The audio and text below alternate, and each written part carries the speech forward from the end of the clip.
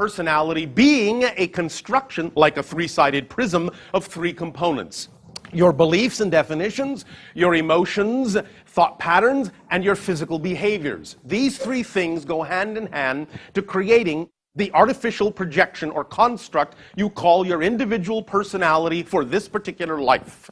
The idea thus is that it all takes its cue, the behaviors and the emotions and thoughts all take their cue from definitions and beliefs first. That is the first and foremost tool that you need in your kit, is to understand consciously how to recognize what your definitions and belief of life is all about and what your relationship to life and yourself is all about. And once you begin to have a handle on those definitions and those beliefs, then the idea of manifesting what you prefer becomes more conscious. You become more aware of your capability of making choices, and thus you are free consciously to choose what it is you prefer to manifest. But as we said, physical reality is a mirror. Very much like the idea of a glass mirror on your planet. When you look in the mirror and you see your reflection, if the reflection's face is frowning, you know. You don't go over to the mirror and attempt to make the reflection smile. It will never work. The only way the reflection can smile is if you smile first. But the idea is that many of you have been taught to think of physical reality as something to manipulate, which it's not from the outside. The idea is that as you change, physical reality on the outside has no choice, like the reflection in the mirror, but to change. However, here's where many of you get a little bit stuck. We recognize that what you have created as a physical reality, space-time experience, has a little bit of a time lag, has a little bit of an idea of volumetric space and time. Things take time. So, when you do create a change within your belief system within, the idea is that you will see a reflection from the outside world, but you may not see it right away.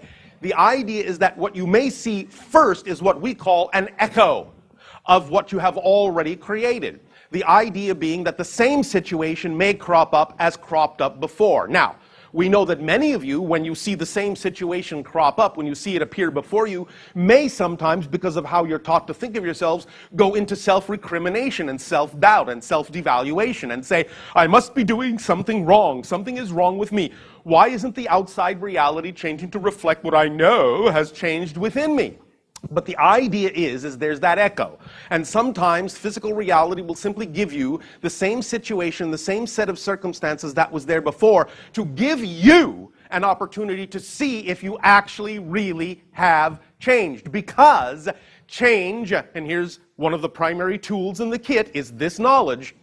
Change is not about what happens on the outside. It's about how you respond to what happens. It's state of being, not circumstance. So the idea is that if you say you have changed, and a similar situation crops up that cropped up before when you were in a negative state, and you react in the same negative way to that circumstance, you haven't changed. Therefore, there is no reason for the outside reality to change, because you've just proven with the same old reaction that you haven't changed. If, however, the same situation crops up, the same set of props appears before you, and you respond in a different way, in a way that is reflective of the fact that you really believe you're a different person, then you are proving to physical reality you really have changed. And when you make that proof available to reality, then creation and the mirror can change to reflect a true change within you. So remember, it's not about the idea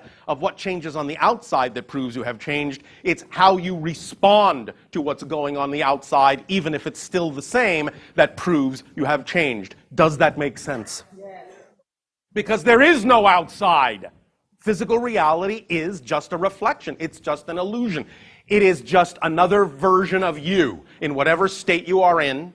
And if you constantly need to remind yourself what state you are in, that's what the reflection is for, so that you can look in the mirror. And if you see the frown, you can say, oh, that's not what I prefer. I prefer to smile. And thus then, when you keep smiling because that's what you prefer, the mirror will have no choice. But if you make it conditional, well, I'll smile when the mirror smiles first.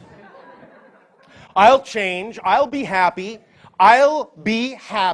when my physical reality changes first, then I'll be happy as a reaction. It doesn't work that way because physical reality is nothing but a reflection of the state of being you believe is most true for you. So if you choose to be happy because you don't need a reason other than that's what you prefer, then physical reality as a mirror has no choice but to reflect the happiness you have decided is the state of being you prefer without gauging it based on what's going on in physical reality. Because physical reality is just a neutral set of props. Circumstances do not have built-in meaning at all. The greatest gift you have been given by creation is that life, I know this will sound funny, life is meaningless. The point being that you were created to give life meaning, and the meaning you give it determines the effect you get out of it. It is totally neutral unto itself, just a set of neutral props that have no built-in meaning.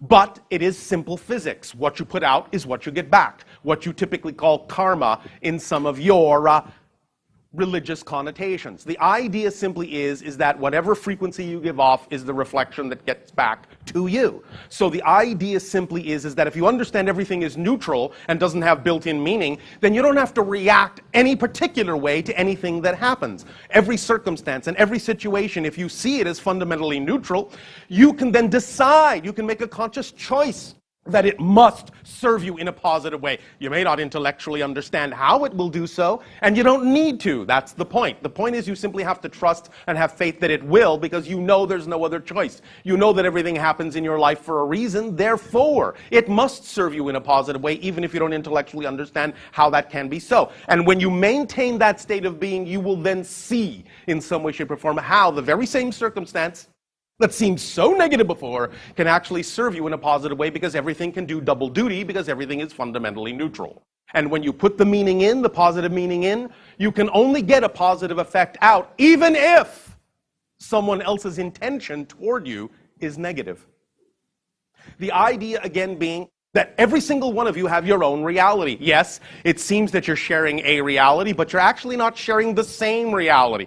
The only way that you perceive you have other people in your reality by agreement is that you agree to create out of your own energy, out of your own consciousness, your version of them in your reality to interact with. You are actually just your own reality. And even though it seems to be populated with billions of people, that is simply the versions of them you have created in your reality to interact with. So it really doesn't matter what anyone else's intention toward you is. You can decide whether their intention and their vibration and their state of being is appropriate for you, is preferable to you.